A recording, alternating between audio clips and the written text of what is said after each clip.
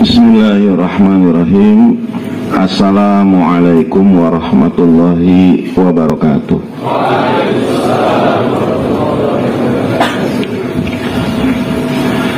Alhamdulillah, alhamdulillahi wa kafa, wassalatu wassalamu ala nabiyil mustafa wa ala alihi wa ashabihi wa man ihtada. Amma ba'du, qala Allah ta'ala a'udzu billahi minasyaitonir rajim. Kuntum khaira ummatin ukhrijat linnas ta'muruna bil ma'ruf wa tanhauna 'anil munkari wa tu'minuna billah. Walau amana ahlul kitabi lakana khairan lahum minhumul mu'minuna wa aktsaruhumul fasiqun. Wa qala nabiyyuna sallallahu alaihi wasallam, la yu'minu ahadukum hatta yakuna hawahu taba'an lima jitu bih. Wa qala kullukum ra'in wa kullukum mas'ulun an ra'iyatih. Atau kama qala Rasulullah sallallahu alaihi wasallam. Al-mukarramun wal muhtaramun yang saya muliakan, Bapak Kiai Haji Muhammad bin Kiai Haji Ahmad Mukhlisun, sesepuh pondok pesantren Kerincing, dan para asatidzah, para kiai, para maulana yang berbahagia, para santri, teman-teman, sahabat-sahabat yang semoga dengan pertemuan ini bercurah rahmat dan ridha Allah serta ampunannya kepada kita semua. Amin ya rabbal alamin. Baik, ini materi sebetulnya bagi saya sih sudah selesai.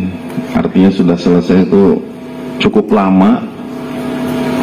Mulai mencuat 2015 dan sekarang sudah 2021, berarti sudah 6 tahun.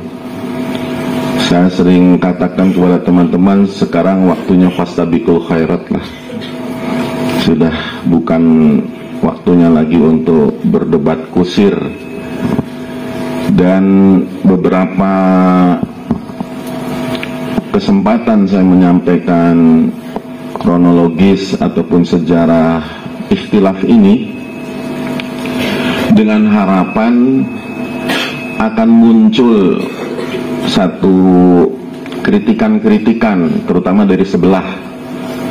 Apa yang salah dalam penyampaian saya? Mungkin itu dianggap fitnah atau dianggap dusta atau dianggap rekayasa dan sebagainya. Justru saya harapkan, ada yang mengatakan pokoknya akan dibuat buku tandingan, ditunggu-tunggu juga nggak muncul juga, gitu. Jadi banyak yang saya harapkan dengan penyampaian-penyampaian ini ada reaksi, ya, sehingga kita bisa bermuzakarah secara ilmiah, bukan katanya-katanya, ya, bukan hanya melalui medsos ataupun apa media-media yang lainnya, tapi kita berbicara dengan fakta dan bukti.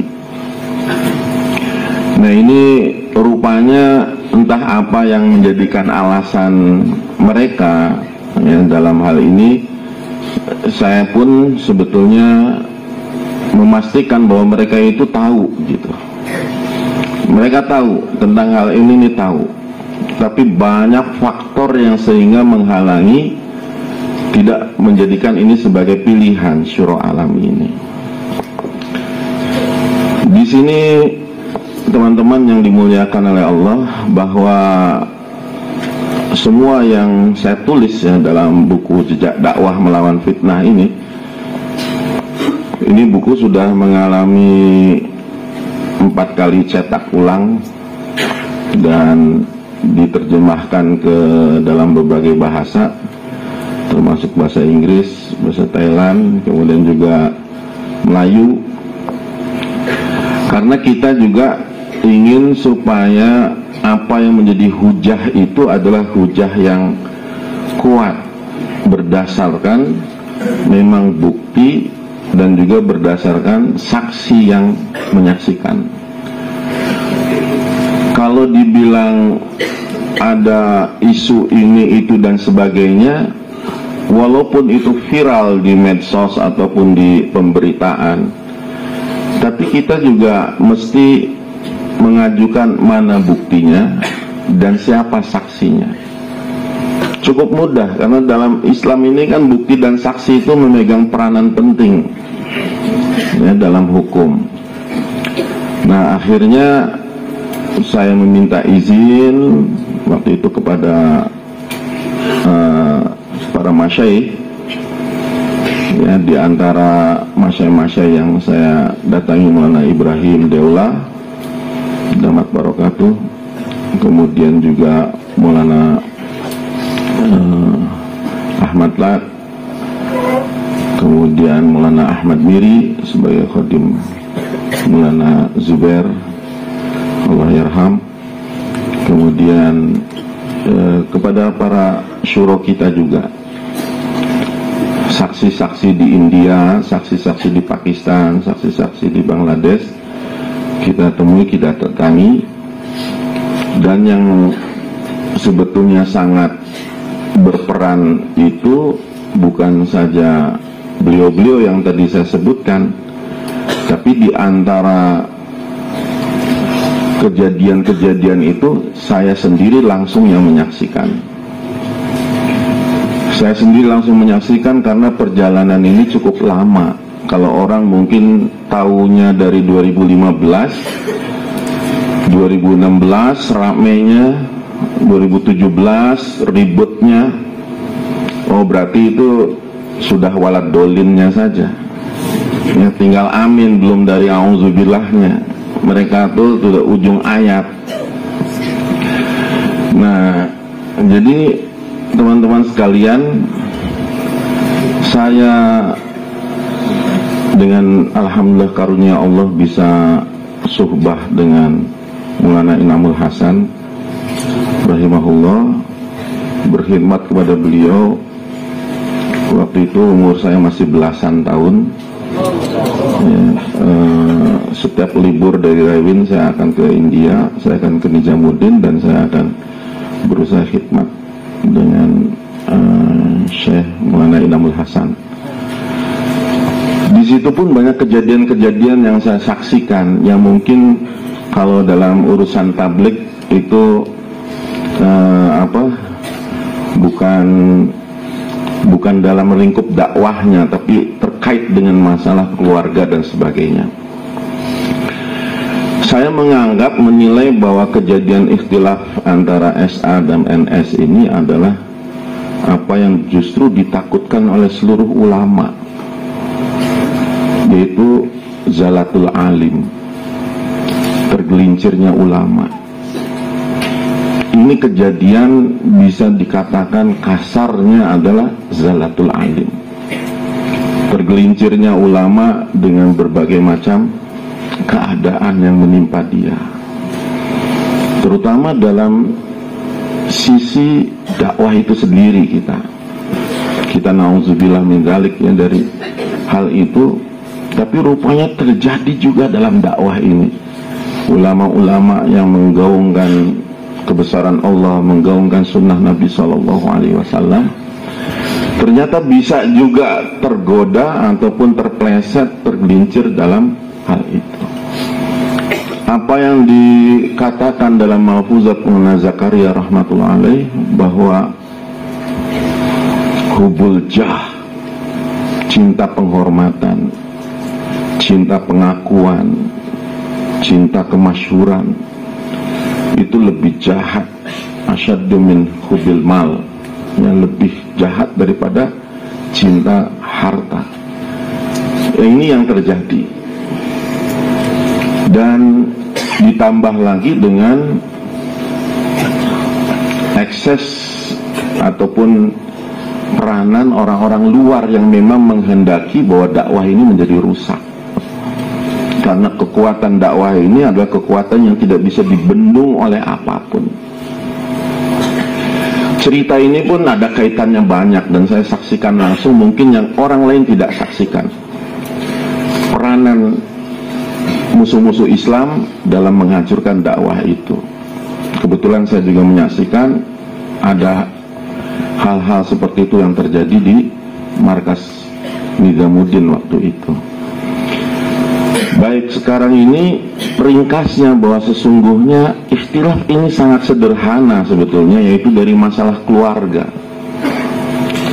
Masalah keluarga yang kalau kita lihat dari silsilah Maulana Zakaria, Maulana Sa'ad, kemudian Maulana Inamul Hasan, semua kait-mengkait.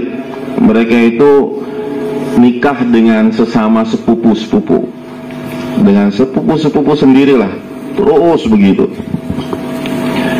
Dan di Kandahlawi ini sudah terkenal dengan sebagai produk satu kampung yang bisa memproduk demikian banyak alim ulama, dan semuanya menjadi masyhur, terkenal. Hanya dengan satu orang ini, yang beliau juga seorang ulama, akhirnya banyak menimbulkan berbagai masalah yang sekarang ini termasuk menjadi perhatian dunia. Masalah keluarga yang berawal, saya ceritakan dari Maulana Ilyas rahmatullah alaih. Maulana Ilyas rahmatullah alaih ini yang mungkin teman-teman sudah tahu ya, bagaimana kualitas rohaniyat beliau, kealiman beliau, sifat-sifat beliau. Itu satu yang tidak dimiliki oleh ulama-ulama lain, yang paling menonjol. Artinya bukan tidak memiliki sama sekali, tapi yang paling menonjol dari Maulana Ilyas rahmatullah alaih adalah risaunya tentang umat. Beliau itu tidak tahan, tidak tega kalau melihat umat tidak taat kepada Allah. Itu bisa membuat beliau menangis berhari-hari. Dari tingkat kesufian ataupun dari sisi tasawuf, dari sisi kerohanian, itu bisa dikatakan Syairnya sudah sampai ke puncak dalam marhalah derajat seorang zakirin, seorang asyik billah yang betul-betul dekat dengan Allah subhanahu wa ta'ala. Tapi ketika melihat lagi-lagi umat dalam keadaan kacau, dalam keadaan masih jauh daripada Allah, maka kembali kerisauan beliau itu memuncak sehingga bisa dikatakan stres luar biasa. Dan zaman itu, kita perlu ingat, zaman itu adalah zaman penjajahan Inggris. Lawannya bukan main-main, dalam keadaan masih tekanan Inggris yang luar biasa. Nah, ketika itu hadirin yang dimuliakan oleh Allah, dengan kerisauan beliau muncullah usaha dakwah. Dan objek yang paling utama oleh Maulana Ilyas adalah orang-orang mewat, karena mereka adalah orang yang paling jauh, orang yang paling tidak kenal Allah. Orang Islam tidak kenal Allah. Ini menjadi satu tanda tanya. Kalau Maulana Ilyas ingin islah umat Islam, seharusnya kenapa tidak di Saharanpur yang banyak ulama? Kenapa tidak di Deoban yang banyak orang alimnya? Kenapa tidak di Aligarh yang banyak orang pendidikannya? Kenapa tidak di Delhi yang banyak orang fahamnya? Tapi justru larinya ke mewat, orang yang betul-betul brutal, rusaknya luar biasa. Bahwa ini kerja ini luar biasa unik. Dimulai dari orang yang paling jauh dulu, dimulai dari orang yang paling anti ataupun rusak agamanya. Mereka betul-betul Islam tapi Hindu. Tapi begitu Maulana Ilyas menggarap orang-orang mewat itu dan berubah menjadi baik, berubah 180 derajat, ada sifat orang mewat itu yang belum lagi hilang, yaitu ta'assub, mengkultusan. Itu masih belum hilang di orang mewat, walaupun semuanya sudah hilang. Sifat jahiliyah mereka yang tersisa itu. Walaupun dengan banyak pendidikan kemajuan dengan melalui tangan Syekh Ilyas ini, tapi ada sifat mereka itu yang ta'assub luar biasa. Mereka menganggap kepada Syekh Ilyas adalah sebagai dewa penyelamat mereka. Ini nanti berperan ini dalam ikhtilaf itu, ada peranan sifat mereka seperti itu tuh. Mereka kepada Maulana Ilyas bukan lagi sebagai guru, bukan lagi sebagai mursyid, tapi betul-betul boleh ulama-ulama lain itu memberi ceramah, targhib, sampai berbusa-busa, berbuih-buih lisannya, berpuluh-puluh jam nargib orang Mewat untuk keluar 4 bulan. Dari ribuan orang Mewat tidak ada yang mau berdiri. Tapi kalau kata Maulana Ilyas, satu kata saja, semua keluar 4 bulan. Semua akan keluar 4 bulan. Gak perlu panjang lama-lama bayan, enggak. Cukup kata Maulana Ilyas, semua kalian 4 bulan, semuanya akan 4 bulan. Itu pengaruh Syekh Ilyas kepada orang-orang Mewat. Nah, maka ketika Maulana Ilyas memulai usaha dakwah ini, kesan yang paling mendalam adalah di Mewat itu.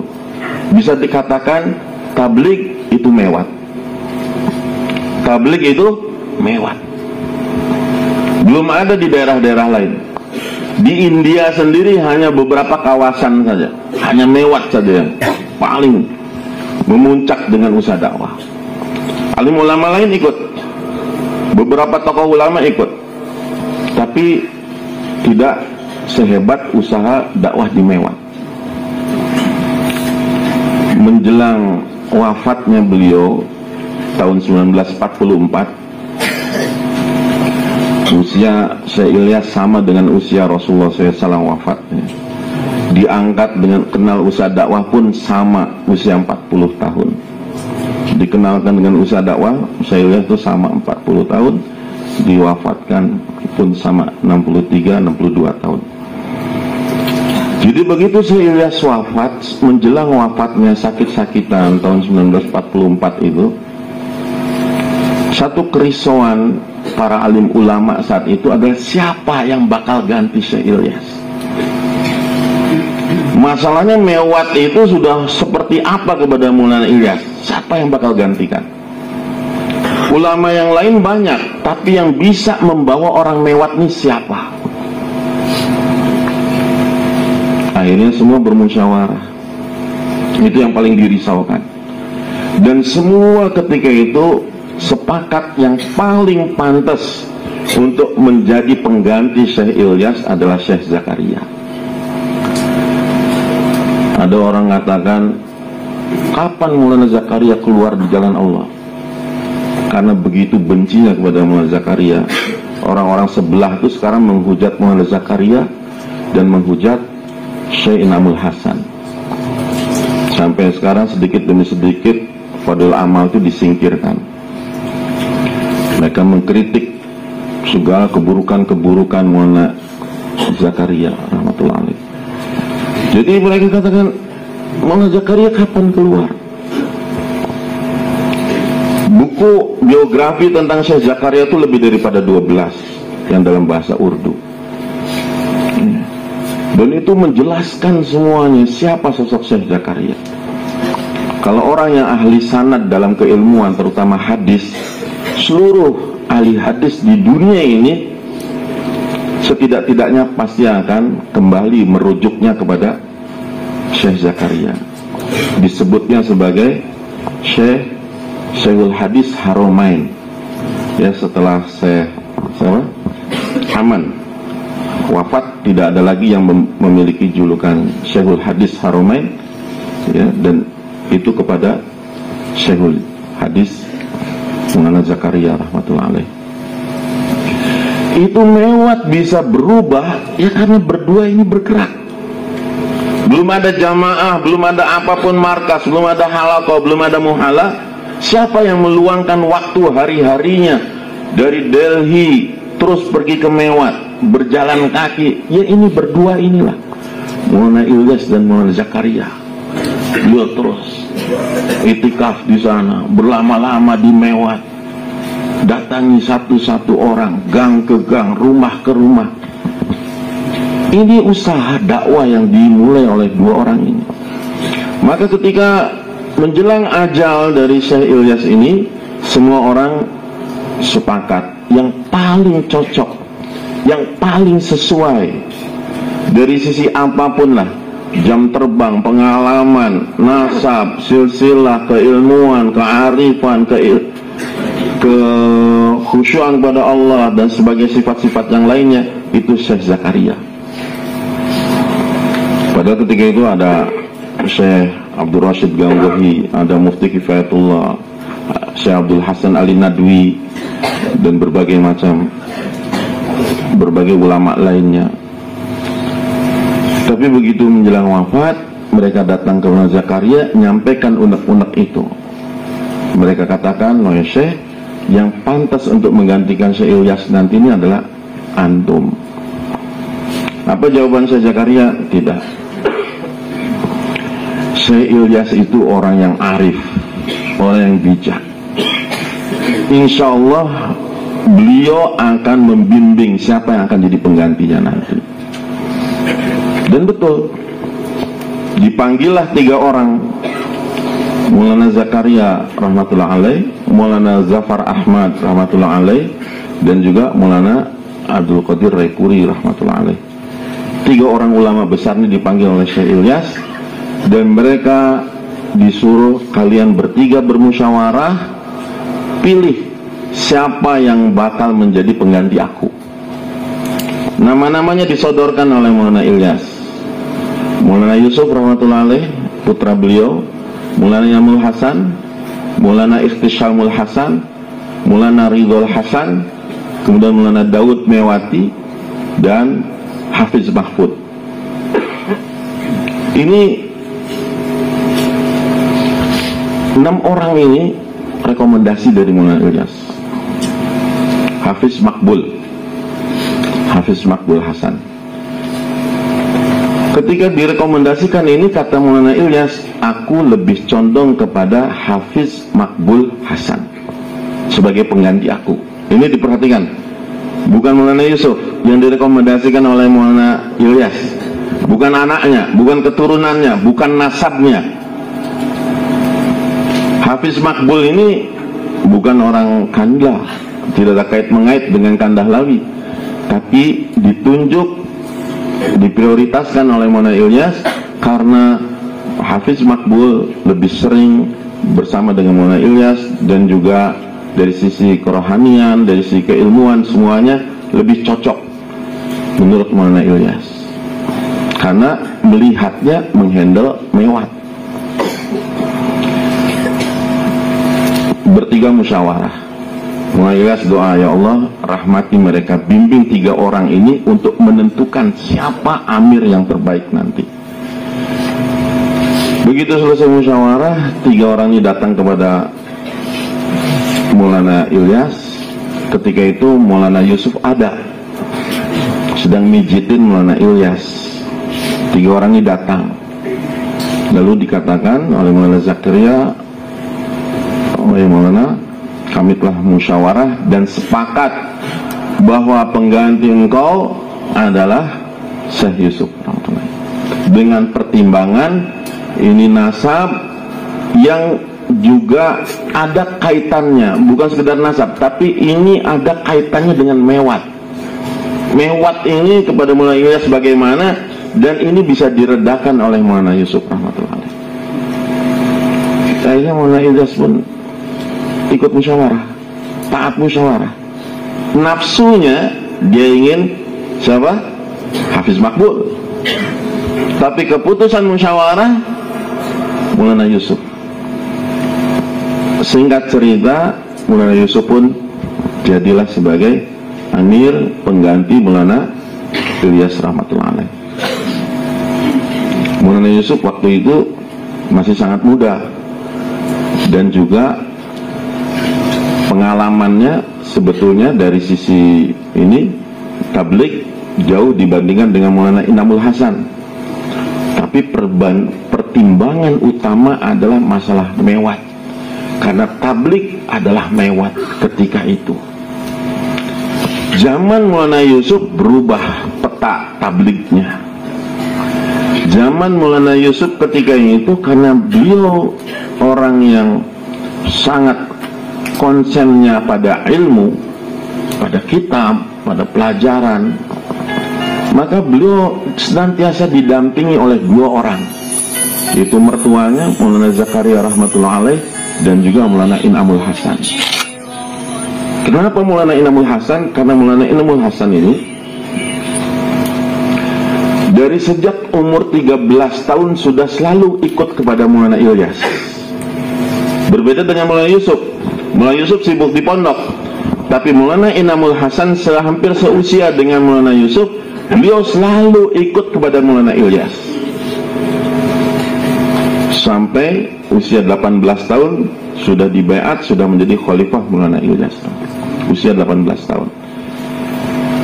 Maka Maulana Yusuf ini dibimbing, walaupun beliau sebagai amir senantiasa dibimbing oleh Maulana Zakaria rahmatullahi alaih sebagai mertuanya, sebagai pamannya juga, dan juga oleh Maulana Inamul Hasan.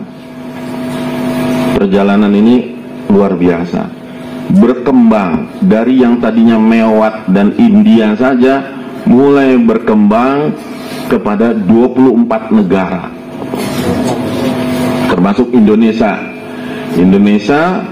Malaysia, Filipina. Itu kenal usaha dakwah di zaman Maulana Yusuf rahmatullah alaih. 24 negara yang ikut tablik ketika itu. Jadi dari 240 negara yang ada, hanya 10% saja waktu itu yang ikut usaha dakwah, yang sudah ada dakwah. Mulai Yusuf mulai banyak ke Saudi, kepada raja-raja Arab mendakwahi, meneruskan, melanjutkan kerja Syekh Ilyas waktu itu juga. Dan Allah kasih umur yang pendek kepada Maulana Yusuf rahmatullah. Beliau meninggal, tapi meninggalnya beliau tidak seperti Maulana Ilyas yang sakit dulu, yang berlama-lama sehingga ada sempat membentuk syuro dan sebagainya. Maulana Yusuf rahmatullah alaih meninggal di Pakistan, di Lahore. Setelah bayan panjang-panjang, beliau sempat pingsan berkali-kali. Maulana Yusuf meninggal itu meninggalkan anak Maulana Harun, satu anak Maulana Harun. Dan Maulana Harun ini walaupun itu sebagai anaknya Maulana Yusuf, tapi beliau masih sangat kecil sekali waktu itu. Nah, di sini mulai begitu meninggal Maulana Yusuf terjadi agak kisruh. Siapa yang akan menggantikan Maulana Yusuf? Ini kembali kepada apa? Kepada kepentingan saat itu. Karena saat itu Maulana Ilyas usaha dakwah hanya di India, Maulana Yusuf dakwah sudah 24 negara. Ini akan berkembang lagi, siapa yang akan menjadi amir, bukan lagi dengan pertimbangan mewat, bukan lagi dengan pertimbangan India, bukan lagi dengan pertimbangan negara-negara yang kecil, tapi nanti ke depan. Nah, disitulah siapa yang akan mengambil keamiran ketika itu, yang menerima keamiran bermusyawarah. Dan semua mata tertuju kepada siapa? Kepada Maulana Inamul Hasan. Kenapa? Beliaulah yang suhbah dari awal dengan Maulana Ilyas, kemana-mana dengan Maulana Ilyas rahmatullahi alaih. Kemudian beliau juga dengan Maulana Yusuf. Tidak ada Maulana Yusuf kecuali di sampingnya pasti Maulana Inamul Hasan. Dan semua keputusan Maulana Yusuf 100% adalah usulan dari Maulana Inamul Hasan. Sehingga Maulana Inamul Hasan yang lebih tepat untuk menjadi amir tabligh waktu itu. Kenapa? Karena di samping jam terbangnya, pengalaman dan sebagainya, tingkat kerohaniannya jauh luar biasa. Ada dalam itu zikru anfas namanya, zikir anfas, yang apa? Setiap nafas itu itu jauh di atas Maulana Yusuf, Maulana Inamul Hasan, jauh di atas. Bagaimana Maulana Zakaria menggembleng Maulana Inamul Hasan menjadi betul-betul waliullah. Buku tentang Maulana Inamul Hasan ini banyak, kurang lebih ada 18 buku. Yang menulisnya juga berbeda-beda, dan itu ada bab-bab karomah yang dimiliki oleh Maulana Inamul Hasan. Maulana Yusuf tidak banyak bukunya, biografi beliau, tapi Maulana Inamul Hasan banyak sekali bukunya yang menyebut bagaimana karomah beliau, bagaimana jin-jin yang Islam di tangan beliau, bagaimana jin-jin yang mendengar di majelis-majelis istimewa yang memberi karguzari kepada beliau dan sebagainya. Dan beliau bisa berjumpa dengan Rasulullah SAW dalam sehari dalam keadaan yakdoh itu lebih daripada 7 kali dalam sehari. Itu banyak kejadian-kejadian. Saya bertemu, saya melihat, saya menyaksikan. Beliau itu matanya tidak pernah terpejam, mata tuh nggak pernah begini. Apa bahasa Jawanya, merem ya? Nggak pernah ini. Selalu namanya hitam putih itu kelihatan. Beliau tidur pun begitu. Tidurnya beliau pun begitu. Dia hanya terlihat kalau ini agak nempel dikit antara alis dengan bulu mata. Tidak pernah tertidur. Dan beliau terkenal suka berbicara sendiri. Jadi itu berbicara dengan jin, dengan apa, nasihatin ini itu dan sebagainya. Ada tertulis di buku beliau. Nah, ini menjadi kelebihan tersendirilah dari Maulana Inamul Hasan dan dari sisi rohaniat beliau. Maka orang-orang sepakat, semua masyayikh sepakat bahwa Maulana Inamul Hasan yang paling tepat menggantikan Maulana Yusuf rahmatullah alaih. Yang tidak terima sekelompok kecil orang mewat. Mereka ini nggak nerima. Harusnya Maulana Harun keturunannya. Pokoknya mereka nggak lihat, oh ini pengalaman, ini rohaniat, ini apa, jam terbang dan sebagainya. Mereka nggak ngerti gitu. Yang pokoknya kalau habis Maulana Ilyas, Maulana Yusuf, habis Maulana Yusuf, Maulana Harun. Mereka sempat kisruh dikit. Tapi yang luar biasa adalah siapa? Justru Maulana Harunnya. Maulana Harunlah orang yang pertama kali bayan. Begitu Maulana Inamul Hasan terpilih, beliaulah yang bayan supaya orang-orang mewat menyepakati ikut kepada musyawarah, taat musyawarah, membaiat kepada Maulana Inamul Hasan. Beliau katakan dengan jujur, saya ini tidak ada seujung kuku pun daripada kealiman ataupun ketinggian derajat Maulana Inamul Hasan. Ini berkali-kali Maulana Harun, 3-4 kali beliau bayan karena orang-orang mewat ini memang rada susah diatur. Beliau katakan, kalian taat pada musyawarah, sami'na wa ata'na kepada musyawarah. Aku ini tidak ada artinya apa-apa, tidak ada seujung kuku pun dengan Maulana Inamul Hasan. Sehingga alhamdulillah bisa diredakan. Maulana Harun dengan orang-orang mewatnya, ya, mereka melihat Maulana Harun sendiri tidak ada ambisi, tidak ada keinginan, hasrat ataupun marah, tersinggung karena tidak dipilih. Maka orang mewat pun akhirnya berbaiat kepada Maulana Inamul Hasan. Maulana Inamul Hasan begitu menjadi amir tabligh, perkembangan usaha dakwah begitu luar biasa pesat. Itu yang tadinya hanya 24 negara menjadi 240 negara. Tidak ada satupun negara yang kecil ataupun yang besar, yang di pojok, di tengah, di benua manapun yang tidak diinjak oleh jamaah tabligh. Zaman Maulana Inamul Hasan. Beliau ini raja diam. Rajanya diam. Diam saja. Orangnya banyak diam. Padahal dulu adalah tukang usul kepada Maulana Yusuf, masih masukan-masukan. Tapi begitu setelah jadi hadraji, beliau banyak diam. Diam saja. Dan diamnya itu banyak menyelesaikan masalah. Diamnya itu banyak menyelesaikan masalah. Itu kalau dilihat sama Maulana Inamul Hasan aja kita tuh memang salah tingkah ya. Duduk di sebelahnya saja tuh luar biasa ya. Kalau beliau zikir itu ya, orang-orang semua biasanya jahar. Beliau akan zikir jahar, la ilaha illallah. Di markas Nijamuddin tuh ada zikir jahar di sana. Nah, itu siapapun yang lewat, yang tadinya nggak niat mau duduk zikir, jadi duduk zikir, karena pengaruhnya yang kuat sekali pengaruhnya. Orang nawarin beliau dunia itu mungkin dengan seisi-isinya nawarin, tapi beliau luar biasa ya. Kita kalau misalnya ngasih uang itu dia dengan tangannya gitu, kita cecep uang itu pasti akan dilempar kok, ya. Kecuali kita sebut nama, ini dari fulan, oh kalau dia kenal dia terima. Banyaklah karomah beliau itu ya. Saya sendiri pun bisa Urdu tuh bukan dari belajar ya. Dulu di Rewin saya pelangap-longo, nggak bisa Urdu. Sampai sekarang pun sebetulnya nggak mahir banget.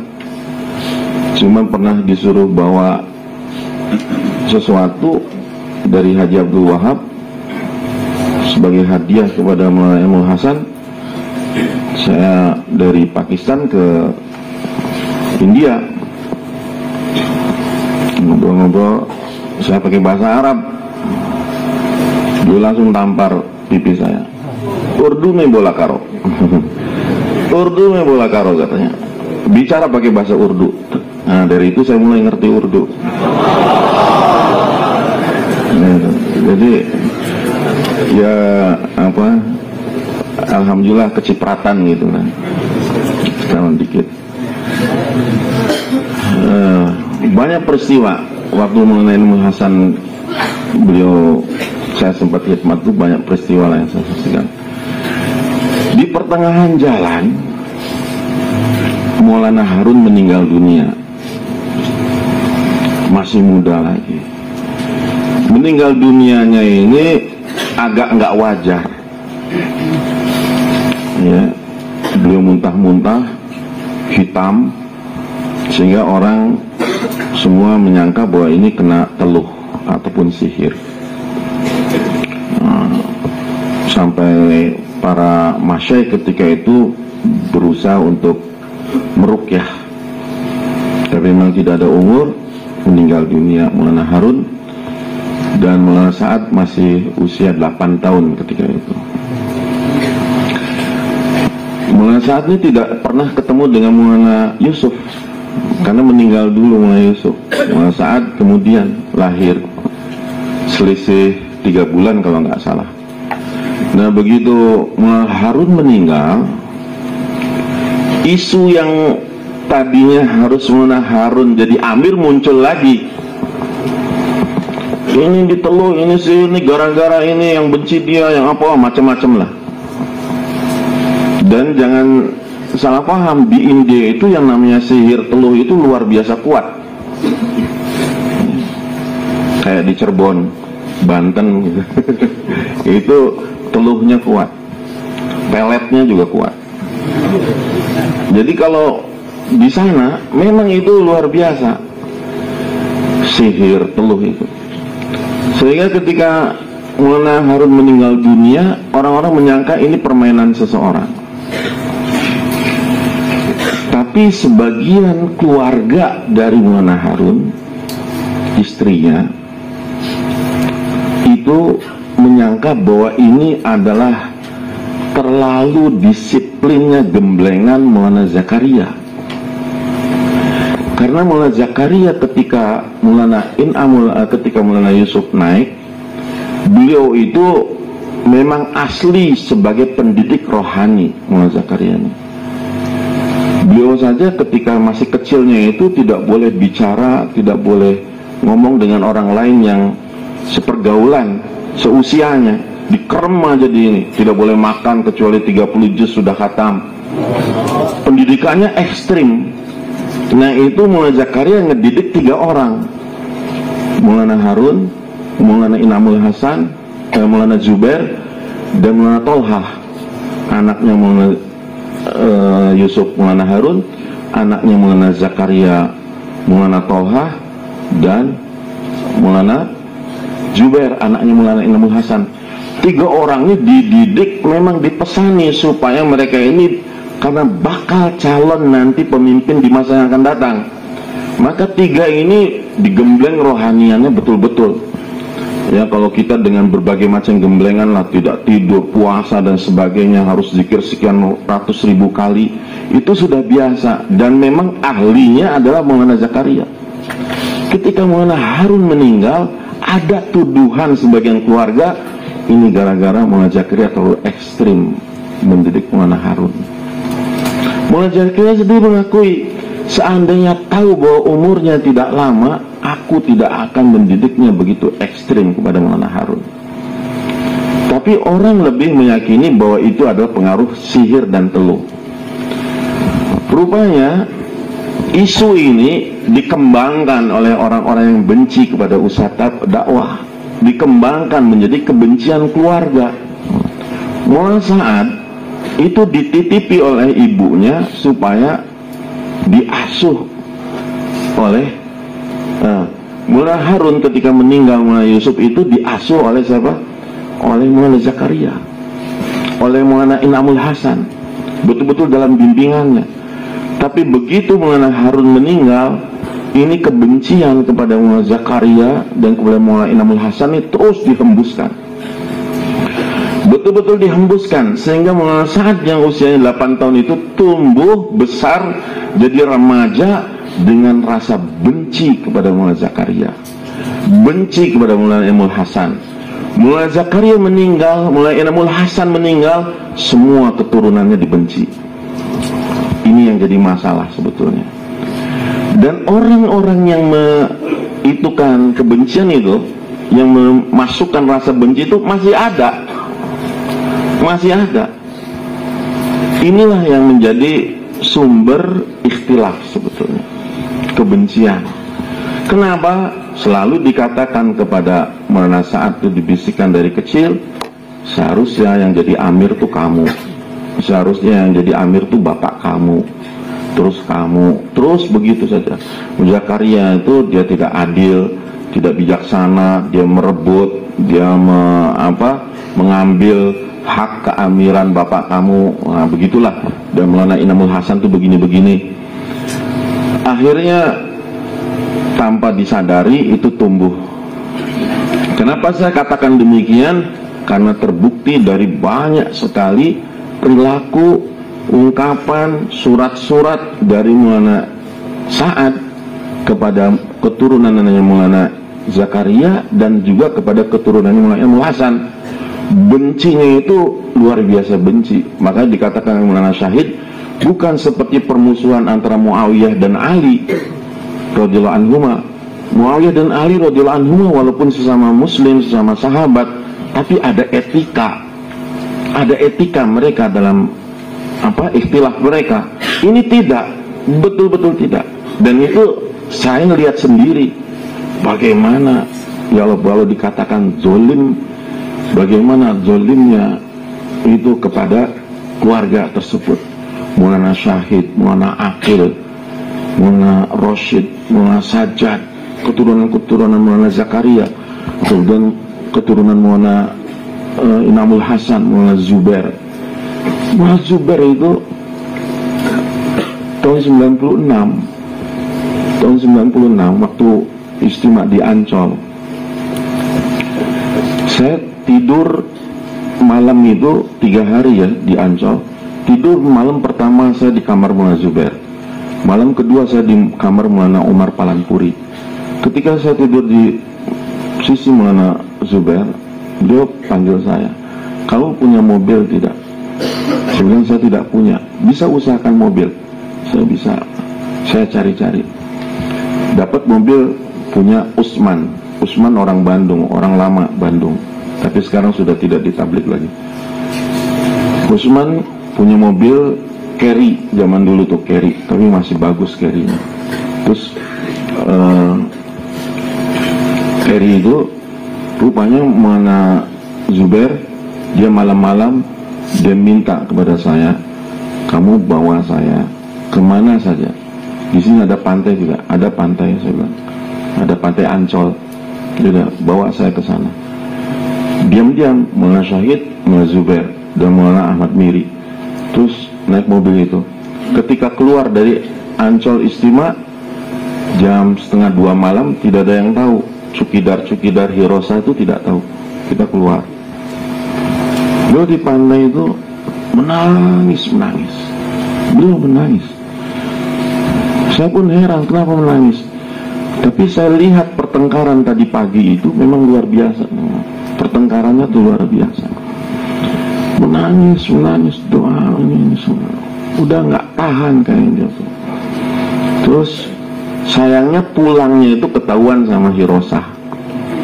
Maulana Zubair sudah katakan, kamu jangan bilang siapa-siapa saya pergi. Walaupun Syuro nanya kamu, jangan bilang siapa-siapa. Ya saya nggak bilang siapa-siapa, samina wa ta'na. Begitu masuk lagi ke Istimewa, ketahuan sama Syuro. Saya dipanggil. Dikiranya saya ngajak-ngajak Mas Syekh pergi jalan-jalan apa semua. Sebenarnya siapa saya ngajak Mas Syekh? Ini saya ini siapa kok ngajak-ngajak? Saya bilang kebalik. Tapi karena ini memang nggak boleh diceritakan dan sebagainya waktu itu sama Maulana Zubair, ya sudah saya terima saja. Itulah mulai hubungan saya dengan Syuro waktu itu kurang baik. Ya, dikiranya saya banyak mempengaruhi Mas Syekh. Tidak, saya Mas Syekh sendiri nangis cerita.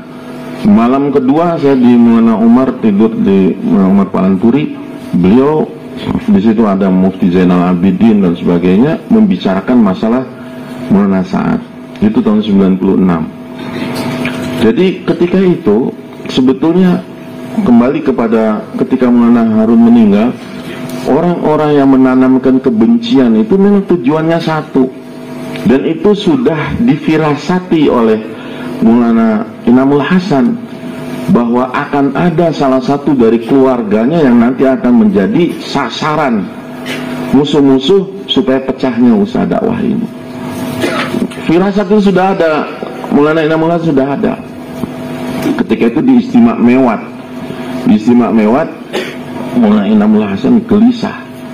Dia bilang kepada Maulana Syahid, malam ini musuh-musuh Islam sedang bermusyawarah untuk mengincar siapa di antara kita daripada orang-orang keluarga tabligh ini yang akan dirusak oleh mereka.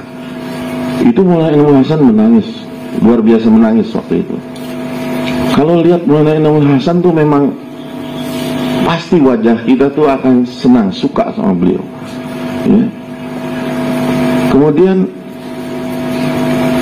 di pertengahan itu sampai Maulana Inamul Hasan tuh minta izin kepada Maulana Zakaria. Tekanan luar biasa. Ini bukan lagi sebatas Maulana Sa'ad yang tumbuh, tapi kumpulan orang-orang yang membenci Maulana Inamul Hasan, Maulana Zakaria tuh ada di situ. Dan mereka mempressing betul-betul. Sehingga Maulana Inamul Hasan betul-betul tidak nyaman. Dia minta izin kepada Maulana Zakaria, izinkan saya untuk mukim di Madinah. Saya tinggalkan keamiran ini, saya akan tinggal di Madinah. Kata Maulana Zakaria, tidak bisa. Engkau yang paling pantas, yang pas untuk menangani masalah ini. Akhirnya samina wa ta'na, beliau pun menetap di Ninyamuddin sampai tahun 83. Dari tahun 65 sampai tahun 83 itu under pressing, di bawah tekanan betul-betul, karena ada munculnya orang-orang ini. Nah, 82 Maulana Zakaria meninggal di Madinah. Sebelum itu Maulana Zakaria itu mengingatkan pada Maulana Zakaria di Madinah, Maulana Inamul Hasan di Nizamuddin, India. Maulana Zakaria langsung ketika itu kontak kepada Maulana Umar. Ini luar biasa ya, komunikasi tingkat tinggi. Ini di Madinah, yang itu di India. Tapi Maulana Zakaria katakan kepada Maulana Umar, kamu pergi ke kamar Maulana Inamul Hasan, kenapa dia merenung, kenapa dia menangis, kenapa dia sedih, tanyakan sama dia. Tahu dari mana Maulana Zakaria? Dia di Madinah. Tapi dia suruh Maulana Umar Palangpuri supaya tanya. Ternyata setelah ditanya, Hadrat, kenapa engkau menangis, ada ini dari Maulana Zakaria? Kata Maulana Ilmu Hasan, saya sudah tahu. Saya sudah tahu. Rasulullah yang ngasih tahu. Jadi akhirnya apa kebingungan ini? Kebingungan Maulana Inamul Hasan adalah, setelah saya ini siapa yang bakal kuat menjadi amir? Bukan dilihat lagi dari Mewat, bukan lagi dilihat daripada India, pertimbangannya sudah dunia nih. Siapa yang bakal jadi amir? Dengan kerohaniaan Maulana Inamul Hasan, dia tahu kan siapa dengan kualitas masing-masing dan sebagainya. Itu dia tahu siapa yang akan bakal ini, pantas tidak pantasnya itu dia tahu. Maka akhirnya Maulana Inamul Hasan bingung, karena dilihat dari semua itu tidak ada yang pantas, tidak ada yang sanggup ngurusi orang sedunia. Saya itu khidmat di Nizamuddin pada zaman itu, belum ada WA, belum ada handphone, yang ada tuh surat. Itu sehari bisa sampai 10 karung surat. Pulang pergi kantor pos, pulang pergi kantor pos, bawa karung-karung. Ya Allah, itu bawain karung, nanti dibacain di depan Maulana Zakaria, di depan Maulana Inamul Hasan tuh. Surat dari Afrika, surat dari Eropa, surat dari ini, dari ini. Bayangkan, ngurus seluruh dunia. Kadang-kadang pertanyaannya juga bukan pertanyaan penting banget gitu, cuman minta nama untuk anaknya gitu. Gitu, saya jadi PNS atau enggak gitu kan. Itu aja pertanyaan yang kayak gitu lah. Sama kayak kita sekarang, kita kan suka nanya ke Syuro, nanya ke ini. Dulu mah kiblatnya kan belum ada Syuro, belum ada apa, kiblatnya hanya Maulana Inamul Hasan. Semua surat itu ke Maulana Inamul Hasan. Masalah infirodi, masalah muhala, masalah halako, masalah markas, masalah provinsi, masalah negara-negara, masalah apapun ke Maulana Inamul Hasan. Bayangkan ngurus sedunia seorang diri. Khodimnya Maulana Sulaiman Janjawi itu luar biasa. Kita kadang-kadang juga, Masya Allah. Nah, Maulana Inamul Hasan itu pertimbangannya ini untuk amir dunia, siapa yang pantas. Dengan tingkat kesibukan yang lebih ini dan tingkat kerohanian yang harus lebih tinggi lagi. Karena musuh-musuh ini tetap ingin supaya tabligh itu jatuh. Dan itu terasa banget. Kemudian Maulana Inamul Hasan akhirnya ketika disampaikan bahwa masalahnya adalah kepemimpinan setelah aku ini siapa, Maulana Zakaria baru kaget, tersadar. Maulana Zakaria tersadar, iya ya, kepemimpinan setelah Maulana Inamul Hasan ini siapa. Dia sudah di Madinah. Waktu awal-awal Maulana Inamul Hasan ditemani Maulana Zakaria, Maulana Yusuf ditemani Maulana Zakaria, Maulana Ilyas juga ditemani Maulana Zakaria. Sekarang Maulana Zakaria sudah di Madinah. Nanti ini bakal penerusnya siapa? Ini tersadar Maulana Zakaria. Akhirnya beliau langsung ke Raudhah. Beliau ke Raudhah, disitulah beliau betul-betul memohon kepada Allah petunjuk bagusnya bagaimana ini.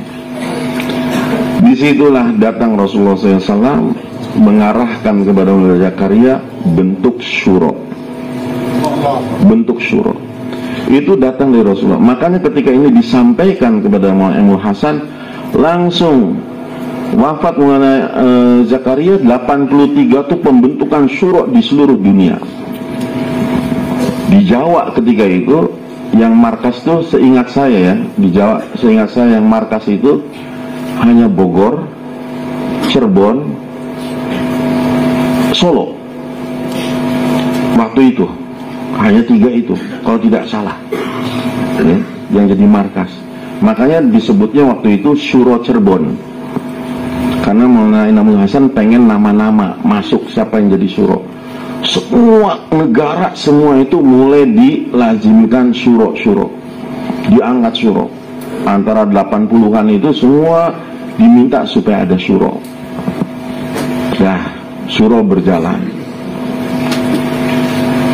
Menjelang wafatnya 93, Maulana Imam Hasan sudah banyak sakit-sakitan luar biasa. Nah, di situ beliau pun akhirnya risau. Dia panggil ketika haji Mufti Zainal Abidin dan beberapa masyayikh lainnya. Beliau katakan, surah-surah sudah ada semua, tapi surah saya siapa? Surahnya saya ini siapa? Saya harus bermusyawarah dengan siapa? Seluruh dunia sudah ada surah, sedangkan saya belum ada surah. Saya ingin, kata Maulana Mufti Zainal, lalu Hadrat pengennya apa? Saya ingin bentuk surah untuk diri saya, untuk seluruh dunia. Bagus, kata Mufti. Tapi jangan di sini, di India kita bikin, disusun. Pulang dari situ, semua kumpul di India, dan disitulah dibentuk surah alami, surah dunia. Awalnya hanya 8. 4 dari Bangladesh, 4 dari Pakistan, ya, dan 4 dari Pakistan, 4 dari India, 3 dari India, dan 1 dari Bangladesh, 8. Kemudian usulan berikutnya supaya ditambah Maulana Sa'ad dan Meji Mehrab. Meji Mehrab, 2 orang ini tambahan. Baik, terbentuklah di situ 10. Hanya Haji Afdal yang tidak hadir ketika musyawarah itu. Dibentuk 10 surah, 93 surah alami untuk seluruh dunia. Sehingga apapun masalah ketika itu dimusyawarahkan dengan 10 orang ini. Ketika itu Maulana Said Ahmad Khan bertanya, Hadrat, ketika Anda masih hidup, maka fesalat tentu Anda. Tapi nanti jika engkau sudah tiada, siapa yang akan jadi fesalat kami? Kata Hadraji, pilihlah berganti-ganti di antara kalian. Fesalat itu berganti-gantian. Nah, di situ masih tetap ada Maulana Inamul Hasan. 95 meninggal Maulana Inamul Hasan, mulailah konflik ini pecah. 95 meninggal Maulana Inamul Hasan. Yang ada ketika itu 10 syuro duduk langsung musyawarah saat itu juga 3 hari 3 malam bermusyawarah bagaimana kelanjutan ini usaha dakwah. Karena sudah disepakati adanya 10 syuro alami, 10 ini tidak ada lagi amir, tidak ada lagi amir tunggal, tidak ada lagi hadraji. Semua merujuk kepada syuro alami yang 10. Itu yang menekan itu Maulana Sa'ad. Maulana Sa'ad menekan betul supaya tidak ada amir. Yang kedua, tidak ada baiat. Tidak ada baiat di Nizamuddin. Ini baiat ini lazim, biasanya ada di Nizamuddin. Mungkin banyak di sini juga ustadz-ustadz Maulana pernah baiat kepada Maulana Imam Hasan. Tapi setelah itu, setelah Maulana Imam Hasan meninggal, tidak ada lagi yang berhak memberikan baiat. Yang paling berhak sebetulnya Maulana Zubair. Tapi Maulana Zubair pun sami'na wa ata'na, tidak ada lagi baiat setelah itu. Maulana Sa'ad bersikeras supaya tidak ada baiat dan tidak ada amir. Diputus, tidak ada baiat, tidak ada amir. Dalam perjalanannya ini Maulana Inamul Hasan meninggal dunia. Pada saat itu juga, pada saat di musyawarah itu juga, langsung Maulana Sa'ad mengemukakan kebenciannya kepada Maulana Imam Hasan. Di majelis itu tuh Maulana Imam Hasan baru dikubur, tapi di majelis itu Maulana Sa'ad katakan bahwa perusak usaha dakwah ada 2, Maulana Zakaria dan Maulana Inamul Hasan. Perusak usaha dakwah ada 2, Maulana Zakaria dan Maulana Inamul Hasan. Semua kaget. 95 baru meninggal dunia. Udah ada ucapan seperti itu. Semua orang katakan, kamu mau ngomong apa ini? Bicara apa kamu nih? Ini sebetulnya adalah istilahnya apa? Limpahan ya, luapan daripada yang dipendem-pendem dari sejak kecil, diluapkan di situ. Beliau katakan bahwa tabligh selama 30 tahun di bawah pimpinan Maulana Inamul Hasan telah banyak diselewengkan. telah dijadikan sebagai majlis hangkah zikir. Maka saat itu juga semua zikir-zikir ala Hadraji Maulana Mul Hasan dihentikan.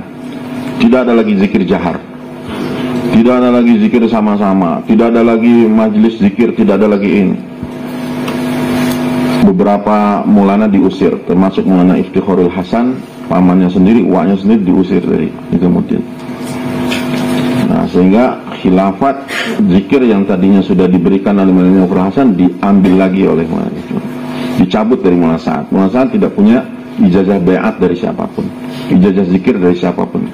Dan mulai saat itu kalau bapak-bapak dengar santri-santri dengar bayan-bayan Maulana Sa'ad, anti kepada tasawuf, anti kepada tarekat. Sehingga kita ketika itu punya istilah, oh ini salafinya tabligh. Yang salafinya tabligh, karena memang anti. Tidak ada tarekat, tidak ada namanya guru mursyid. Guru mursyid, apa itu guru mursyid? Dia paling marah dengan guru mursyid. Kenapa? Karena beliau tidak punya guru mursyid. Masalahnya beliau tidak. Ini tarbiyah apa tarbiyah kita?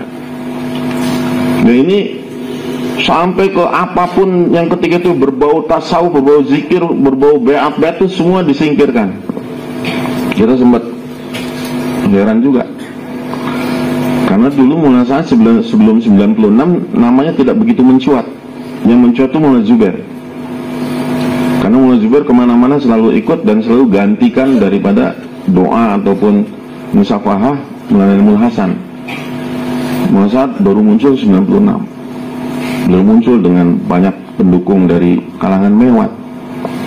Nah ini yang terjadi sampai ketika 96 di Jakarta, di Ancol itu, dengan bahasa bahwa saya akan bawa usaha dakwah ini kepada sunnah, kepada sirah sahabat, sunnah Nabi dan sirah sahabat. Beliau anti kepada 3 hadraji. Saya nggak mau ikut ini dan sebagainya. Dan tidak pernah dalam bayan Maulana saat itu menyebutkan hadraji Maulana Amul Hasan. Bagi beliau hadraji itu 2, Maulana Ilyas, Maulana Yusuf saja. Hadraji Maulana ketika termasuk Maulana Harun kan, ketika menerjemahkan bayannya Maulana Sa'ad bilang hadraji, pemahamannya Maulana Harun bahwa hadraji itu Maulana Amul Hasan. Jadi dia sebutkan hadraji Maulana Amul Hasan, langsung Maulana Sa'ad di sebelahnya marah. Oh, hadraji ini bukan hadraji dia, bukan hadraji. Kaget Maulana Harun juga. Itu berkali-kali itu beliau sebut bahwa Maulana Amul Hasan bukan hadraji, Maulana Amul Hasan bukan orang tabligh. Ini yang luar biasa. Itu membuat pada semua masih ada. Maulana Umar Palanpuri masih ada, Mufti Zainal Abidin masih ada, Meji Mehrab masih ada. Waktu itu Meji Mehrab tidur di pangkuan saya, di pangkal saya. Dia langsung bangun, nasihati Maulana Sa'ad. Menasihati betul-betul. Kamu ingat, kamu ini apa? Walaupun dia orang tua sekali kan, Meji Mehrab. Dan itu semua orang sejaman Maulana Ilyas semua. Yang 10 orang itu sejaman dengan Maulana Ilyas, sejaman dengan Maulana Yusuf. Satu-satunya yang tidak sejaman dengan Maulana Ilyas dan Maulana Yusuf ya hanya Maulana Sa'ad saja. Itu beliau nafikan, tidak, saya tidak mau ikut. Ini harus sunnah sirah. Siapa yang tidak sunnah itu siapa? Yang tidak sirah itu siapa? Wah, jadi rame itu, rame. Makanya itu kemudian menangis Maulana Zubair, Maulana Umar Palanpuri, semua menangis. Kemudian berlanjut untuk menjadi satu kekuatan tersendiri Maulana Sa'ad ini dengan segala ini, kesempatan orang untuk memecahkan usaha dakwah dari musuh-musuh itu semakin kencang. Tambah ini zalatul alim di situ, mulailah ada kasus ini, kasus itu dan sebagainya. Tapi kasus yang selanjutnya setelah kasus keluarga ini adalah apa? Adalah ketika Maulana Sa'ad mulai berubah-ubah arahan. Berubah-ubah arahan. Ini jur profesi tidak boleh, jur pelajar tidak boleh, adanya apa namanya, DTI, adanya itu, kemudian tambah lagi 2002 Muntakhab Ahadis dan sebagainya lah. Itu, dan kita rasakan akibatnya itu. Kalau menurut kita ya, sejak ditiadakannya juru pelajar, kita punya potensi pelajar tuh hilang. Dari pemerintahan tuh hilang. Berapa tahun? Berarti sampai sekarang 24 tahun. Ya. 24 tahun. 24 tahun itu hilang. Satu berapa generasi itu yang seharusnya orang-orang pelajar yang bisa digarap menjadi istilahnya pejabat-pejabat yang bertakwa, yang soleh, hilang. Itu kalau dulu masih ada, masih banyak, sekarang sudah hilang saja dengan sebab ditiadakannya jur profesi, ditiadakannya jur pelajar dan sebagainya. Dulu Solo, Jogja itu dengan pelajar-pelajarnya luar biasa sampai mereka menjadi pegawai-pegawai yang soleh, yang bertakwa. Dan itu kesannya sampai sekarang. Ini keadaan ini ya salah satunya adalah dihilangkan jur-jur profesi, sehingga kosongnya pemerintahan daripada orang-orang. Ini salah satu akibat. Banyak arah-arahan yang dirubah. Ini masalah kedua. Masalah pertama tadi adalah keluarga. Masalah kedua adalah arahan. Arahan-arahan ini masih toleran lah. Para masyayikh oke lah, masih toleran. Dengan dirubah ini, dirubah itu masih toleran.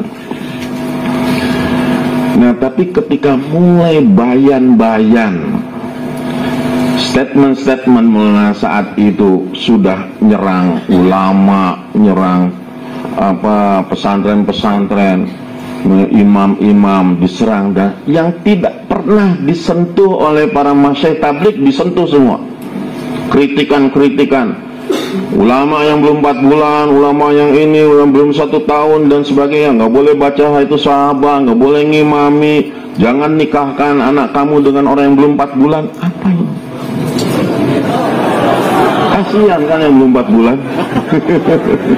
Sampai begitunya. Nah, statement ini sudah mulai. Itu ulama-ulama mengirimi surat kepada Nizamuddin mempertanyakan bayan-bayan Mulasa'at. Itu sudah mulai itu. Akhirnya para masyayikh ini kan malu tablignya. Dikritik begitu. Sepanjang sejarah tidak pernah ada kritikan-kritikan terhadap bayan. Kita bayan 6 sifat. Dan tidak ada tardid, tangkis, takabul. Ya, itu kan tidak ada kita ini untuk membandingkan, mengkritik, memprotes dan sebagainya, tidak ada. Ini diprotes. Sampai berlanjut akhirnya bayan-bayan itu adalah menyentuh kepada syariat, hukum-hukum, sampai kepada tata cara Hanafi dikritik, imam-imam mazhab dikritik, kemudian sahabat dikritik, gara-gara Utsman bin Affan nih akhirnya Madinah tidak menjadi ibu kota Islam. Wah. Dan Nabi Muhammad SAW dikritik. Itu kalau bapak-bapak mungkin di sini para maulana juga pernah dengar. Kalau di tulisan sih sepertinya Rasulullah mengkritik Mulasa'at, mengkritik bayan, mengkritik tentang Rasulullah SAW. Itu kayaknya biasa. Tapi kalau dengar langsung bagaimana Mulasa'at menceritakan kritikannya kepada Rasulullah itu dengan bahasa yang gak pantas. Masalah menikah dengan Zainab itu, ya. Rasulullah menikah dengan Zainab itu mubazir, tabzir, bermewah-mewahan karena nyembelih kambing, sehingga Allah tidak suka kepada Rasulullah SAW. Allah mengazab, Allah menyusahkan kepada Rasulullah. Bahasa apa ini? Itu takziat, menyakiti. Allah menyakiti kepada Rasulullah SAW. Masa Allah sampai menyakiti Rasulullah SAW? Dan itu diulang-ulang. Dan bahasa merendahkan Nabi Musa alaihissalam, Nabi Yunus alaihissalam, gara-gara mereka, gara-gara Nabi tinggalkan umat, gara-gara ini, sehingga umat jadi begini, murtad dan udah. Itu beda ya. Kita kalau menceritakan taruhlah seandainya itu adalah kekurangan dari para anbiya, kita akan ceritanya dengan bahasa yang dilembutkan. Ini sih tidak, dengan bahasa yang memang terang-terangan. Kalau dalam bahasa Urdu itu betul-betul menyakiti, itu menyakiti Rasulullah SAW. Dimulai dari situlah akhirnya Dioban tidak tinggal diam, para mufti tidak tinggal diam, karena bayan-bayan itu bukan di ruangan tertutup, tapi di medan-medan jur, di medan-medan istima, dan sebagainya. Sampai 2017 itu juga saya pun kaget, mengkultuskan Nizamuddin itu dengan betul-betul pengkultusan yang luar biasa lah. Datang kuda-kuda turun ke Nizamuddin dengan malaikat-malaikatnya. Untuk apa diceritakan dalam bayan? Ya. Udah berlebihan. Makanya dalam surat Dioban itu mengatakan gulu, menasihati gulu kepada tablik. Seorang yang belum tablik, yang bukan tablik, tidak diterima ibadahnya, tidak diterima ininya dan sebagainya. Tidak patut jadi imam, tidak patut baca ayat sahabat, tidak patut dan sebagainya. Rasulullah dikritik, Jibril alaihissalam dikritik, Allah pun dikritik, coba. Nah, kalau Allah dikritik itu boleh buka. Itu kalau Dioban ada tulisannya mengenai saat, ya, itu satu buku. Nah, apa judulnya, ada yang ingat nggak? Saya lupa judulnya itu. Masjid Kamehdat atau apa itu ya? Masjid Kamehdat kalau nggak salah. Masjid Kamehdat itu tulisan mengenai saat. Itu banyak di situ yang terlalu parah, dinilai itu terlalu parah. Ya contohnya bahwa Allah SWT bukan mutlak pemberi hidayah. Allah SWT memberi hidayah dengan adanya usaha hidayah. Kalau ada usaha hidayah, nabi-nabi ini juga itu kalau tidak ada nabi, Allah tidak akan turunkan hidayah. Ini mengaburkan orang dengan makna hidayah bahwa Allah hadi, Allah itu maha pemberi hidayah, ada asbab, tidak ada asbab. Ini luar biasa. Nah di sini jelas yang mengkritik ini bukan ustadz lulusan sanawiyah, bukan ustadz lulusan TPA. Ini yang mengkritik tuh para mufti. 2016, 2017, 2015 sampai ke 17 itu saya menghitung dari tanda tangan yang surat yang ada di saya itu 1496 tanda tangan mufti. Berapa? 1496. 2018 ke 2019 mufti yang sudah tanda tangan 15.000 lebih. Berapa kali lipat? Enggak ya. Dari 1492 sampai ke 15.000 lebih, 10 kali lipat. Yang tanda tangan mufti itu ada tanda tangannya, ada nomor teleponnya, ada alamat pondoknya, semua ada. Mengkritik bayan-bayan mana saat. Dan yang kena imbasnya itu siapa? Para masyaikh, Maulana Ibrahim, Maulana Zubair, Maulana ini, semua itu dapat imbas dengan masalah itu. Sudah masalah keluarga belum selesai, masalah arahan juga belum selesai, ditambah lagi dengan masalah kritikan dalam bayan nih para mufti ini yang nggak berkenan dengan masalah. Mereka mengatakan ini datang dari Nizamuddin, tidak melihat itu Maulana saja, ini datang dari Nizamuddin. Sehingga ini yang para masyayikh ini kelabakan. Bagaimana ini? Yang disalahkan kita, yang dituduh tablignya, yang dituduh jamaahnya, bukan Maulana saja. Oh ini ajaran tablig, oh ini ajaran Nizamuddin, oh ini ajaran jamaah tablig ini. Jadi akhirnya masalah pun banyak timbul. Itu di daerah-daerah tuh terjadi konflik banyak. Orang yang tadinya ngajar itu sahabat disingkirkan, yang tadinya ngimami tapi belum 4 bulan diganti. Kata siapa? Kata Nizamuddin. Orang yang tadi udah ngelamar belum 4 bulan gak jadi. Parah itu. Kenapa? Belum 4 bulan. Jadi kan akhirnya ini permasalahan. Nah ini, sedangkan Maulana saat itu di Nizamuddinnya sendiri mulai merubah-rubah banyak hal. Yang kamar tadinya harusnya warisan, harusnya itu adalah wakaf, dianggap warisan.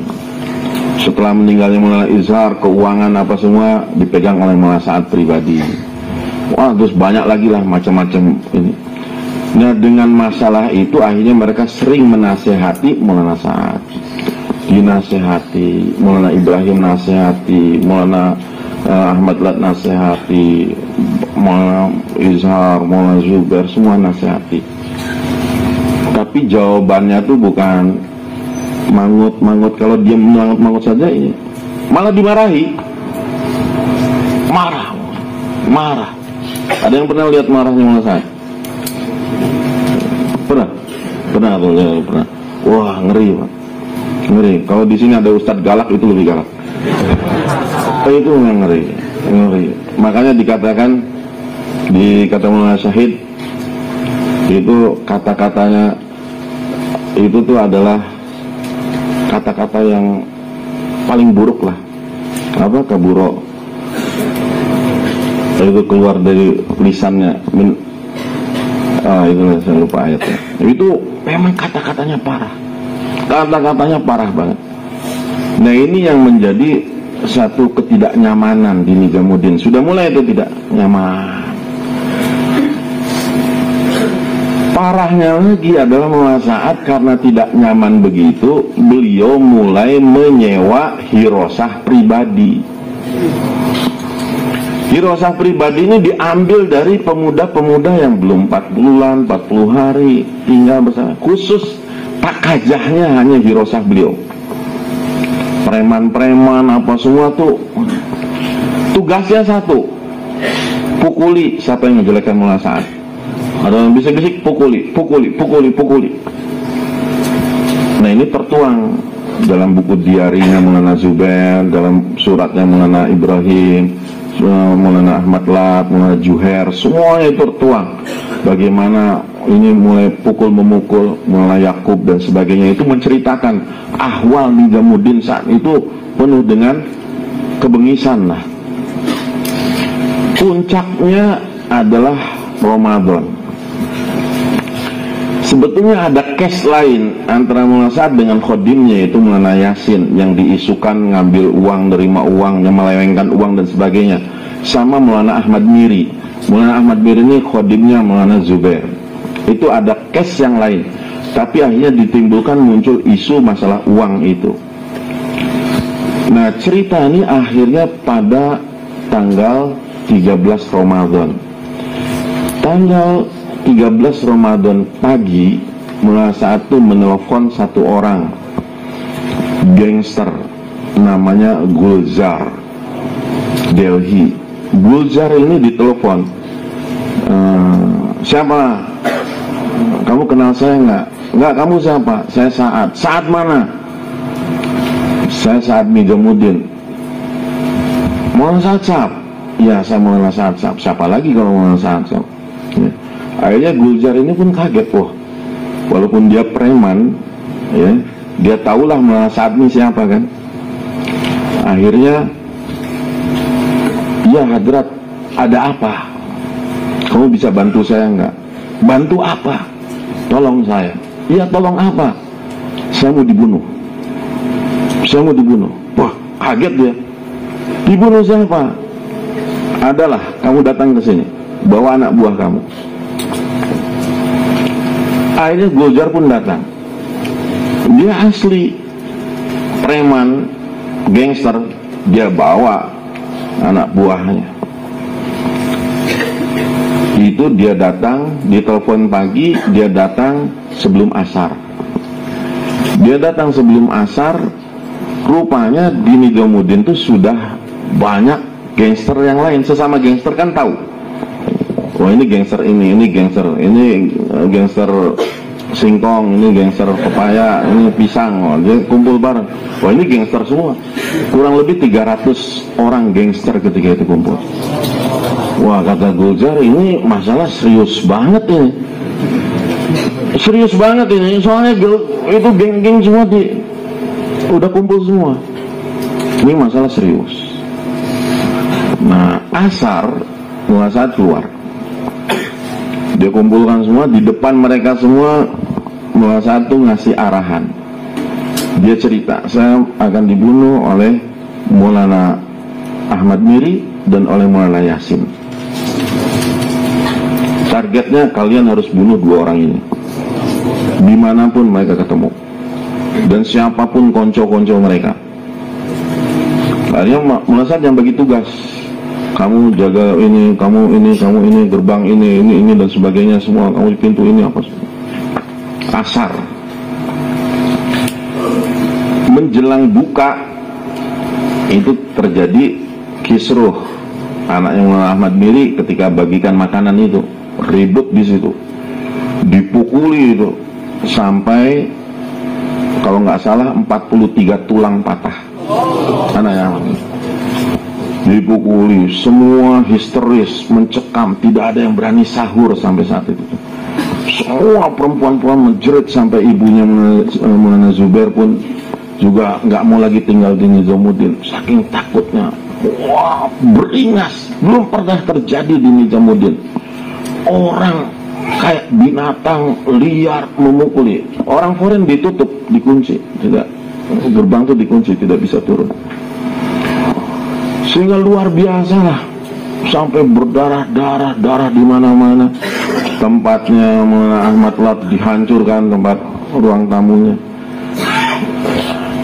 Nah, maghrib mereka nggak sholat, ini gangster naik ke atas, di lantai paling atas. Isya mereka nggak sholat, taraweh mereka nggak sholat.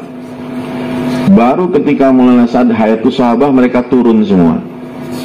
Mereka turun, Maulana Sa'ad maju ke depan ke mimbar, buka kitab Hayatus Sahabah, dan kalimat pertama kali yang diucapkan oleh Maulana Sa'ad, dia katakan apa? Demi Allah, Allah ka qasam, Allah ka qasam, kuda ka qasam, kuda ka qasam, kuda ka qasam, 3 kali. Demi Allah, saya tidak ada kait mengaitnya dengan kejadian tadi. Saya tidak ada kait mengait, tidak ada urusan dengan kejadian tadi yang ribut-ribut itu.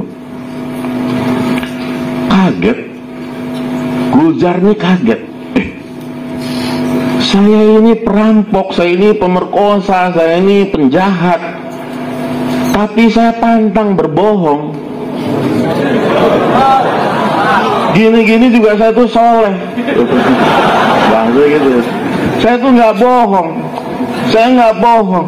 Ini sudah di depan mimbar, kitab Hayatus Sahabah terbuka. Allah ka qasam lagi, huda ka qasam, sampai bersumpah 3 kali dan berbohong.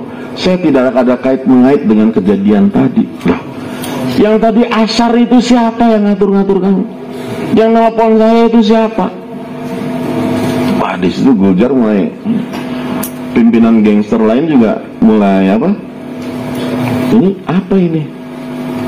Akhirnya mereka dibayar. Itu mereka dibayar 10 kali lipat daripada harga biasa bunuh orang. Padahal nggak ketemu Maulana Ahmad Miri, nggak, Maulana Yasin juga tidak. Mereka ini Maulana Sa'ad kaya raya sekali, banyak uangnya. Dibayar mereka. Guljar tuh terus.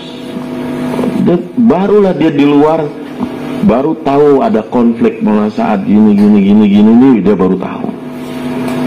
Akhirnya ketika Idul Fitri, dia datang ke Maulana Ahmad Lat lagi di Idgah. Maulana Ahmad Lat sedang menunggu sholat, dan Profesor Salman, dia pun akhirnya bercerita, nangis-nangis. Kamu ini siapa nangis-nangis? Saya Guljar. Iya, Guljar itu siapa? Saya pelaku itu Ramadan 13 tuh.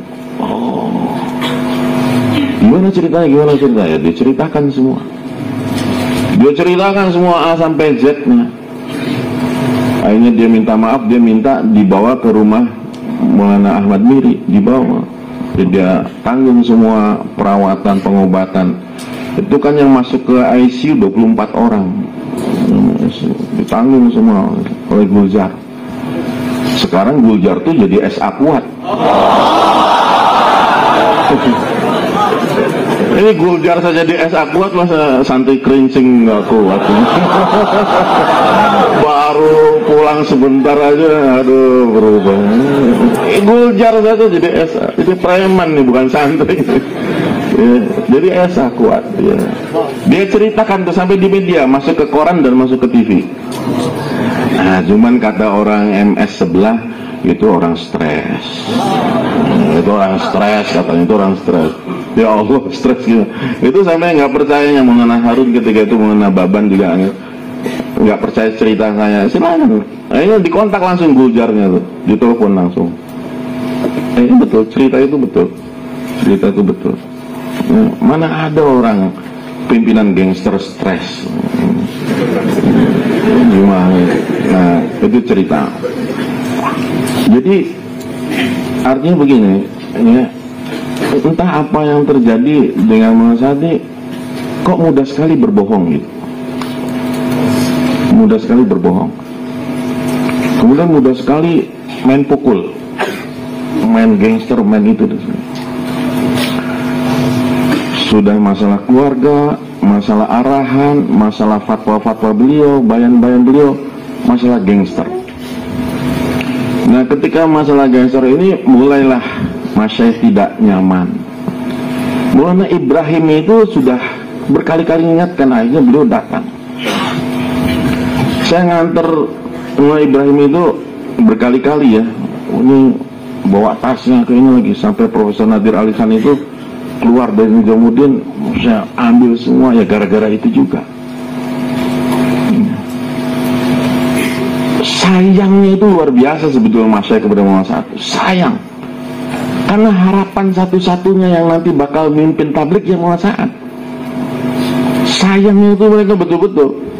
Cuman dengan begini kan mereka juga, ya Allah harus bagaimana? Semua nasihat ditolak, semua ini ditolak. Sampai esoknya itu mana Ibrahim tuh ingetin, jadi sampai kapan kamu memelihara gangster ini? Sampai kapan? Nizamuddin semua rusak, tidak pernah terjadi di zaman siapapun Nizamuddin seperti ini. Kamu mau bawa kemana nih tabligh? Maulana nggak mau tahu, dimarahinya Maulana Ibrahim. Padahal Ibrahim itu gurunya. Itu Maulana saat bayi masih ngompol-ngompol tuh digendong oleh Maulana Ibrahim. Profesor Nadir Ali Khan itu sampai nangis. Dia katakan, saya yang gendong dia. Dia ngompol basahi baju saya. Dia ini apa semua, saya yang itu. Tapi dimaki-maki ya. Saya keluar dengan Maulana Ibrahim dan Profesor Nadir Ali Khan itu 94. Kurang 40 hari Pak. Jadi bagaimana sih hati mereka orang tua nih, yang ngasuh, yang jaga, bahkan lebih belalah Maulana Sa'ad daripada anak-anak mereka sendiri. Tapi dibegitukan. Maulana Ibrahim masuk kamar, naik, masuk kamar.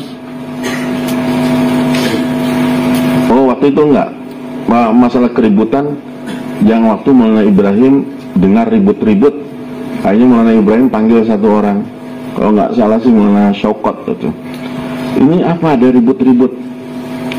Oh itu katanya ada pencuri dipukuli. Pencuri dipukuli, kenapa dipukuli? Kenapa nggak bawa ke polisi saja? Sampai dipukulin. Udah aja keluar Maulana Syokot. Tiba-tiba datang Maulana Juher. Maulana Juher ini baru pulang 40 hari dengan orang-orang Mewat. Jadi orang Mewat nih tahu bahwa Maulana Juher mau pergi haji, mereka datang ziarah mau pergi haji. Ziarah orang mau pergi haji. 3 orang keluar dari kamar Maulana Juher, langsung dipukuli sama orang-orang Maulana Sa'ad. Kamu ngebela Maulana Juher ya? Kamu benci sama Maulana Sa'ad ya? Langsung habis-habisan dipukuli. Maulana Juher datang ke Maulana Ibrahim. dengan 3 orang ini ditunjukkan itu punggung tuh, wah memar semua, berdarah-darah. Apa ini ketemu Maulana Ibrahim? Ini teman-teman saya yang 40 hari bareng datang ke sini mau doakan saya mau pergi haji, tiba-tiba dipukuli oleh orang-orang Maulana Sa'ad. Ya. Oh rupanya tadi yang dibilang pencuri oleh Maulana Syauqat itu, panggil Maulana Syauqat. Kamu bilang pencuri, kamu bilang ini orang yang mencuri dari Nizamuddin, ini kenapa kamu? Marah Maulana Ibrahim, betul-betul marah. Kamu ini pukuli orang mau ziarah, yang pergi haji. Nah ini dia datang ke Maulana Sa'ad. Apa nih kamu gangster nih, dibiarkan begini? Setiap yang kamu jual dipukulin, siapa yang ke Maulana Suhail dipukulin, semua dipukulin. Pokoknya yang anti Maulana Sa'ad kelihatan kumpul-kumpul bicara Maulana Sa'ad, pukul. Pukulnya tuh gak main-main, sama besi, sama apa, kayu. Akhirnya kan gak nyaman. Begitu pulang masuk ke kamar Maulana Ibrahim, datang 2 Mufti Sajjad sama Maulana Syarif. Maulana, kalau Maulana nggak suka dengan Nizamuddin, kenapa nggak keluar? Coba bayangkan digituin. Kenapa nggak keluar dari Nizamuddin? Untuk apa saya keluar? Untuk apa saya keluar? Kalau saya ini bisa perbaiki, insya Allah akan perbaiki. Ya. Besoknya datang lagi, Maulana kapan mau keluar dari Nizamuddin? Besoknya datang lagi, Maulana kapan mau? Terus apa istilahnya, diintimidasi begitu. Kapan mau keluar dari Nizamuddin? Kapan mau keluar dari Nizamuddin? Maulana Ibrahim nggak tenang. Akhirnya beliau istikharah. Ya. Dan itulah Rasulullah SAW memberitahu sudah keluar dari Nizamuddin. Semua masyayikh pun akhirnya keluar dari Nizamuddin. Itu mulai Ibrahim keluar dari Nizamuddin, dia dilihat oleh Maulana Sa'ad, oleh apa, dibiarkan saja, nggak dicegah, mau kemana, nanti dulu atau gitu, nggak ada. Sampai di yang pertigaan itu, yang tempat orang setrika itu kan, noleh ke belakang, Maulana Ibrahim nangis di situ. Ya, 50 tahun lebih beliau di situ khidmatnya Nizamuddin, sekarang harus keluar begitu saja, nangis.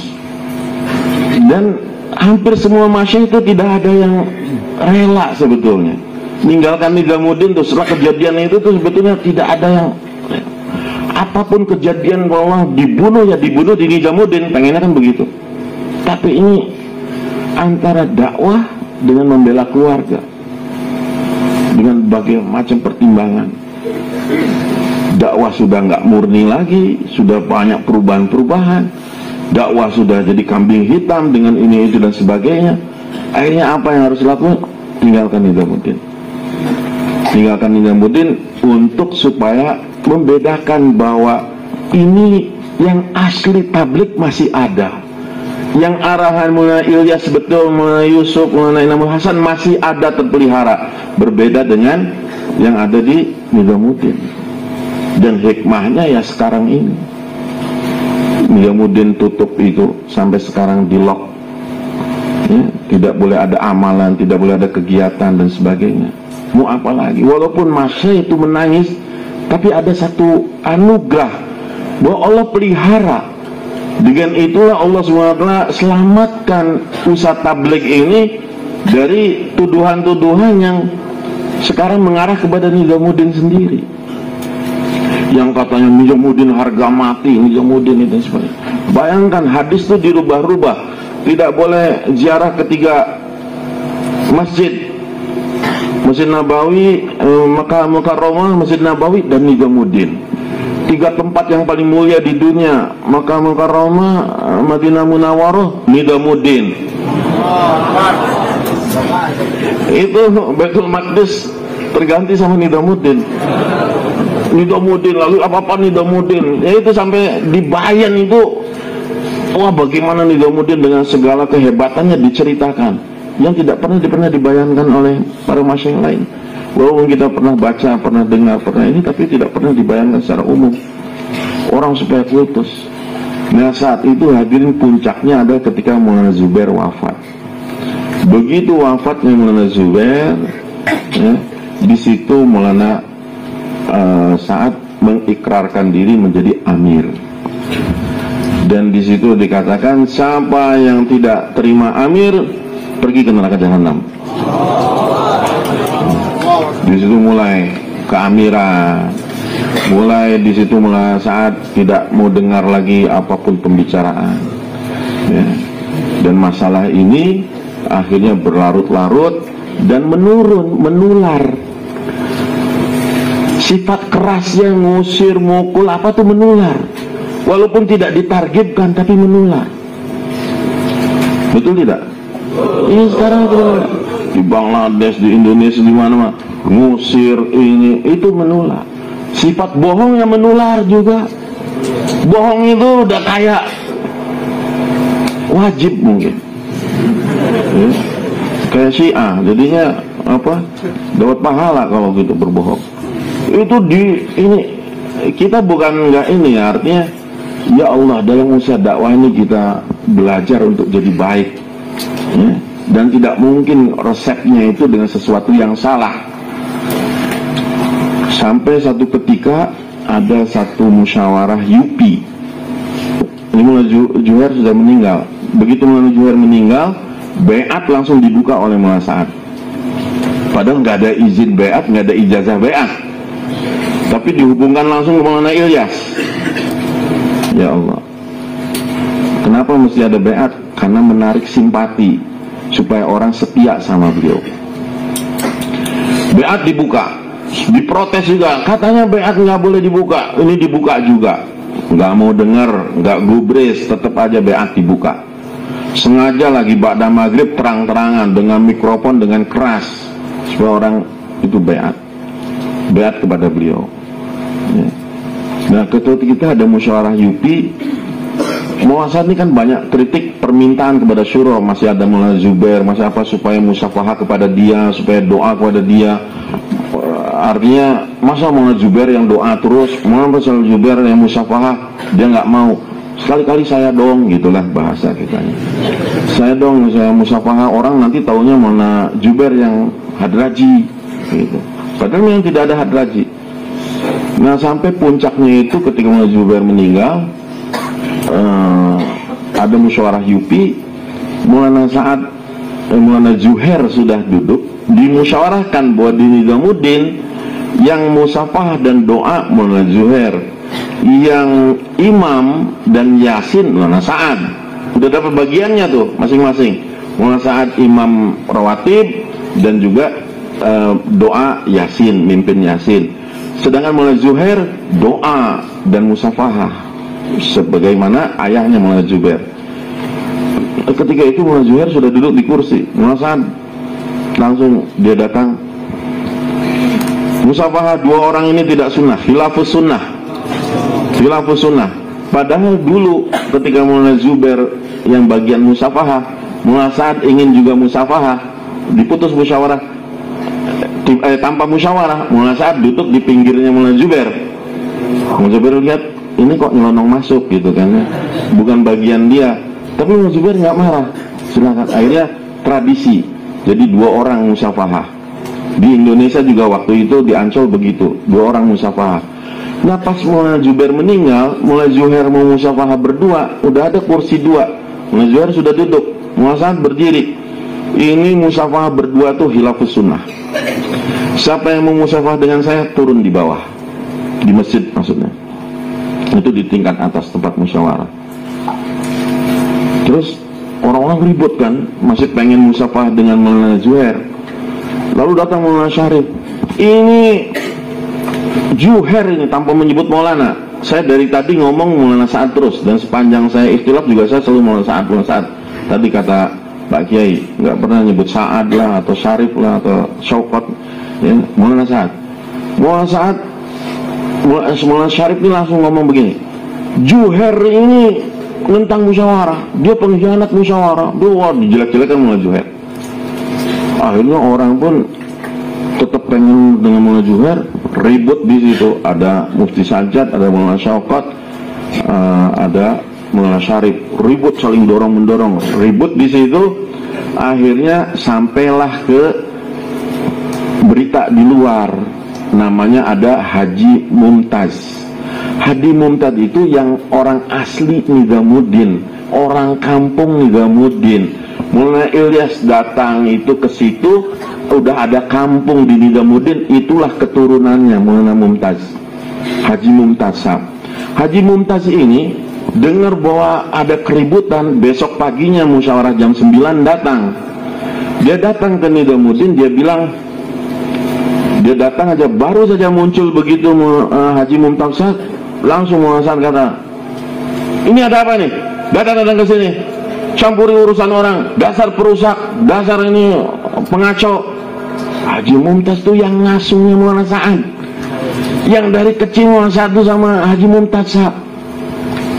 Lalu Haji Mumtaz langsung katakan, Maulana Sa'ad, kami datang ini mau bantu orang-orang Nizamuddin, asli kampung Nizamuddin ini mau bantu kamu.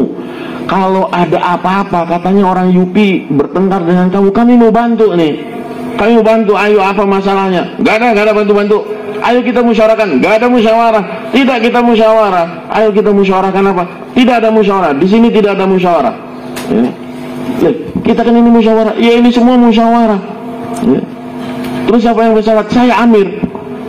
Saya amirnya Ibrahim, saya amirnya Ahmad Lat, saya amirnya siapa? Ahmad Miri. Enggak nyebut Maulana ke gurunya sendiri. Saya amirnya Ibrahim, saya amirnya Ahmad Lat. Astagfirullahaladzim. Langsung, kalau kami tidak mau taat sama kamu bagaimana? Sana pergi ke neraka jahanam. Bubarlah pagi itu cerita tuh. Udah selesai, jam 9 jam selesai ribut. Sampailah kemudian di musyawarah Raiwin, musyawarah dunia.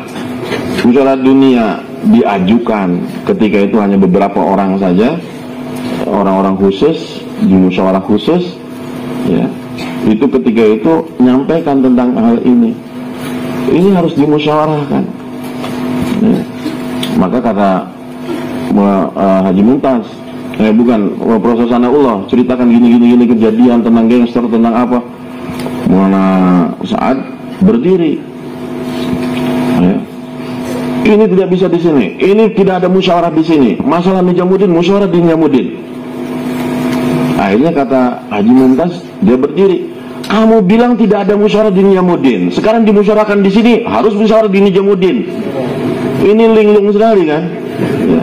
Waktu di Nizamuddin bilang tidak ada musyawarah di Nizamuddin. Sekarang sudah di Raiwin, harus musyawarah di Nizamuddin. Bagaimana? Kamu ini ngaku-ngaku amir, dasar kamu pengen jadi amir. Siapa yang ngaku amir? Saya tidak pernah ngaku-ngaku jadi amir. Lalu muncullah itu audio, rupanya direkam. Ya, memang zaman udah canggih ya. Jadi direkam omongan Maulana Sa'ad tuh rupanya. Baru di satu Maulana Sa'ad berkelit. Wah, itu kan saya terpaksa. Saya kondisi saya tuh. Waktu saya itu buru-buru, saya keceplosan, katanya begitu bahasa kitanya. Itu saya keceplosan, terpaksa kondisinya. Itu para masya itu nangis gara-gara bohongnya itu. Gara bohong, ya Allah, nggak pernah bohong. Kalau di Pakistan itu maling apa semua oke lah, ya. Orang melanggar apa, tapi kalau bohong itu udah dosa besar. Nggak ada dosa besar. Ya, nggak ada bohong itu, nggak ada. Bohong lagi kan mau saat sedih. Nah, kejadian itu akhirnya mereka bilang kepada Haji Abdul Wahab Sa'ad, kepada Maulana Sa'ad, ini silakan kalian berdua musyawarahkan apa masalahnya supaya jelas. Ini tablik mau dibawa kemana? Di situ Maulana Sa'ad diam saja. Akhirnya sudah berapa hari Haji Abdul Wahab Sa'ad, sudah. Sekarang saya ambil alih, saya ambil bagian, kalian banyak doa. Kalian banyak doa, nanti ada keputusannya. Sekian lama, barulah Haji Abdul Wahab kasih keputusan. Saat itu, ketika jeda antara marah sama keputusan Haji Abdul Wahab tuh, Maulana satu masuk ke kamar. Haji Abdul Wahab suruh setiap masyaikh datangi Maulana Sa'ad, bujuk Maulana Sa'ad. Maulana Nadur Rahman masuk, ditolak. Maulana Abdurrahman masuk, ditolak. Maulana semua. Maulana, ayolah Maulana Sa'ad, musyawarah. Akhirnya yang diterima itu, yang didengar tuh Maulana Thorik Jamil. Maulana Thorik Jamil masuk. Hazrat, ini apa masalahnya? Kamu kalau ada keinginan tinggal sampaikan saja. Kalau nggak setuju dengan apa yang disampaikan oleh Haji Abdul Wahab atau apa, sudah kamu sampaikan saja, tapi di musyawarah. Atau begini saja, kamu usulkan nama-namanya diusulkan.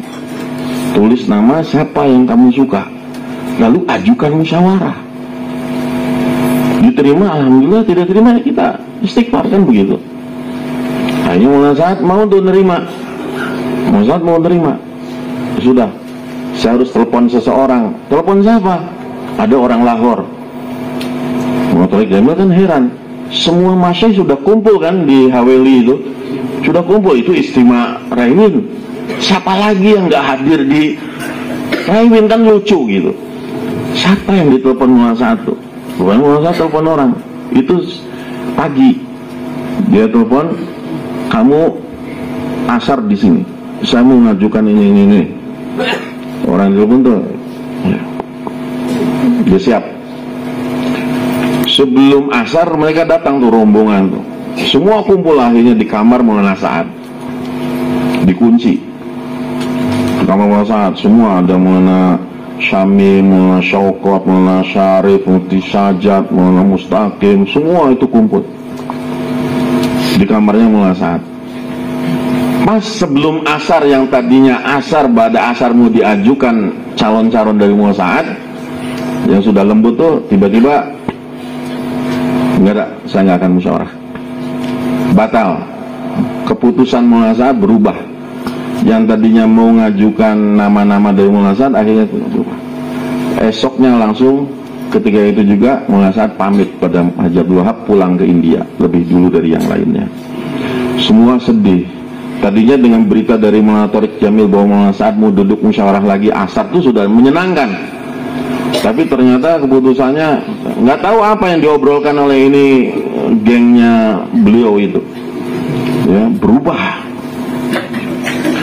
Akhirnya kan ketika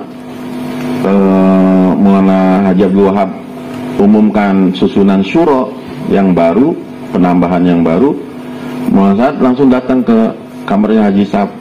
Beliau katakan, ngobrol gini-gini, Haji Sab sudah mengingatkan, saat seandainya kamu ini seperti ini, saya khawatir keturunan kamu ini keberkahannya akan habis. Keberkahan dari Kandahlawinya akan habis, tercabut. Aku takut Allah akan jadikan seperti itu.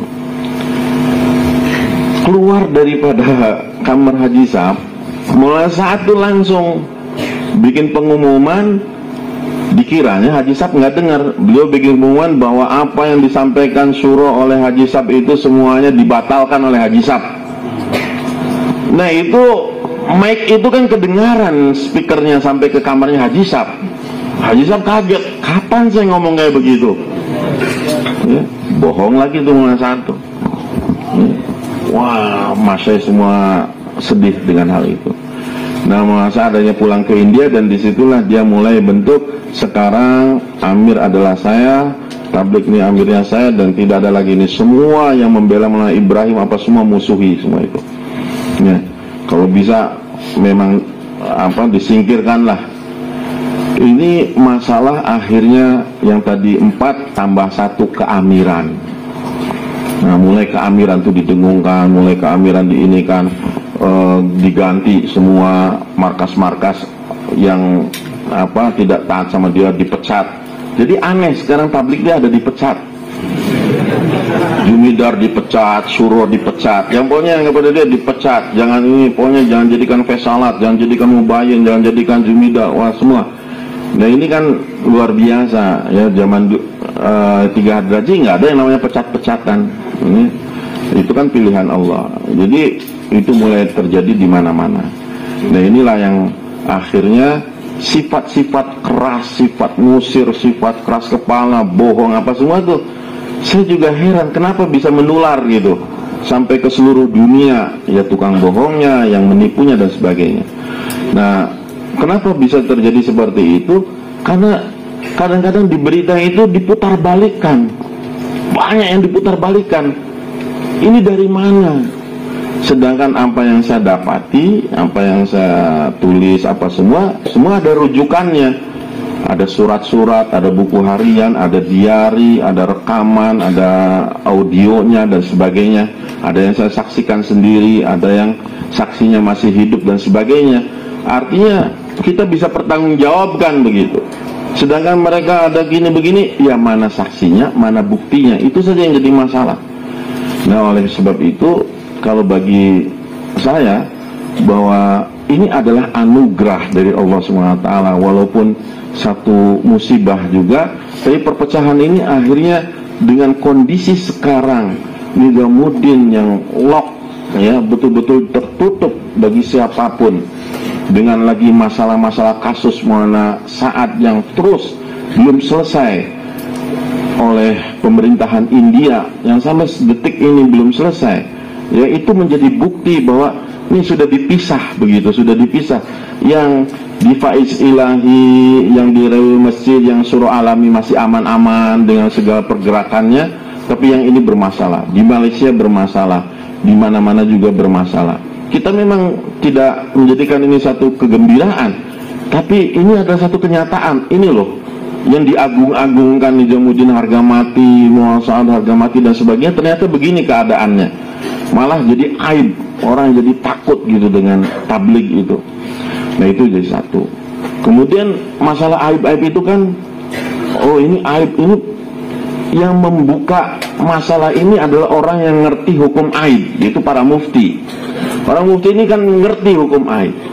Dan ketika saya nyampaikan tentang buku ini kepada para masyaikh, ada aib-aib yang saya ajukan, boleh nggak ditulis? Jangan. Oke, kita nggak tulis. Ya, itu memang aib yang nggak patut ditulis. Tapi begitu pandemi ini datang, justru diungkap semua oleh media, oleh pemerintah, oleh apa, semua diungkit-ungkit semua itu. Alhamdulillah, para masyaikh pun bersyukurnya apa? Ini bukan kita yang ngungkit, tapi ini media yang ngungkit. Nah, sampai di situ saja istilahnya sebagai gambaran bahwa apa yang menjadi pilihan Romo Yai Kiai Mukhlisun itu benar, karena saya juga apa yang sudah disampaikan, saya ngikutin kalau nggak salah 6 kali safar dengan Pak Kiai itu ke berbagai daerah, ya, itu kehati-hatian beliau dalam memutuskan sesuatu tuh memang luar biasa.